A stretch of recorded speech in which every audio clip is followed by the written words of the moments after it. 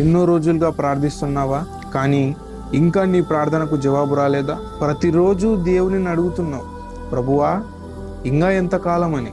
ఒక్క విషయం గుర్తుంచుకో, దేవుడు నిన్ను మర్చిపోలేదు. మనకు కావలసిన సమయంలో జవాబు రాకపోతే దేవుడు మన ప్రార్థనను వినటం లేదేమో అని అనిపిస్తుంది. మన చుట్టూ ఉన్న వాళ్ళ జీవితాల్లో మార్పులు జరుగుతుంటే మన జీవితంలో మాత్రం అలాగే ఉన్నట్టు అనిపిస్తుంది.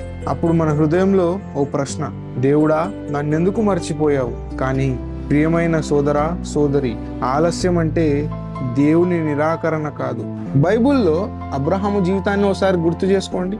దేవుడు అతనికి ఓ వాగ్దానం చేశాడు, కానీ ఆ వాగ్దానం నెరవేర్పు అనేది త్వరగా జరగలేదు. సంవత్సరాలు గడిచాయి, పరిస్థితులు మారలేదు. అయినా అబ్రహాం మాత్రం దేవుని మీద నమ్మకం ఉంచాడు. చివరికి దేవుడు తన వాగ్దానాన్ని నెరవేర్చాడు. దేవుడు తన వాగ్దానాన్ని నెరవేర్చేవాడు. అలాగే యేసేపు జీవితాన్ని గుర్తు చేసుకోండి. దేవుడు అతనికి గొప్ప కళను చూపించాడు, కానీ ఆ కళ తర్వాత ఏం జరిగింది? అతడు బానిస అయ్యాడు, జైలుకు వెళ్ళాడు, ఒంటరిగా ఉన్నాడు. అతడు కూడా దేవుడా ఈ పరిస్థితి ఎందుకు అని అనిపించి ఉండవచ్చు. కానీ జైలు యేసేపు కథకు ముగింపు కాదు.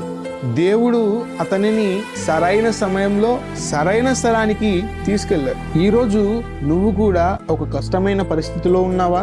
నీ ప్రార్థనకు ఇంకా జవాబు రాలేదా?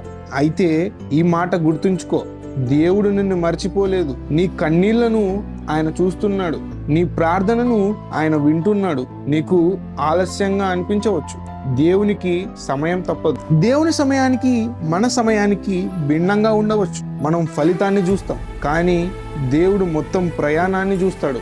కాబట్టి ప్రార్థించడం ఆపవద్దు. దేవునిపై నమ్మకం ఉంచు. దేవునిపై నమ్మకం కోల్పోవద్దు. నీకు సమాధానం ఆలస్యం కావచ్చు, కానీ దేవుని వాగ్దానం విఫలం కాదు. అందుకే ఒక చిన్న ప్రార్థన చేద్దామా? ప్రభువా, నా ప్రార్థనకు జవాబు ఆలస్యమైన నీ మీద నమ్మకం కోల్పోకుండా నాకు విశ్వాసం ఇవ్వండి. నా జీవితంలో నీ చిత్తం నెరవేర్చండి.